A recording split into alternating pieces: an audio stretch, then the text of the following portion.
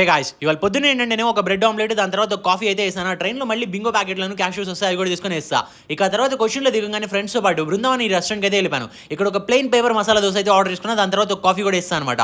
ఇక అక్కడి నుంచి వెంటనే క్యాబ్ బుక్ చేసుకొని కేరళ ఫోక్లోర్ అనే ఈ మ్యూజియంకి అయితే వచ్చేసాను. ఇక్కడ ఏంటంటే ఎంట్రీ ఒక 200 తీసుకున్నారు, బట్ లోపల ఆర్టిఫాక్ట్స్ అయితే చాలా ఉన్నాయి, నాకైతే ఫుల్గా నచ్చింది. అక్కడ నుంచి కాతియాని కోషికి వెళ్ళిపోయాను. ఫస్ట్ ఒక మీల్స్ ఆర్డర్ చేసుకున్నా. ఇక్కడ ఏంటంటే కింగ్ ప్రాన్స్ ఫేమస్ అంటే అది కూడా తీసుకున్నాను అనమాట.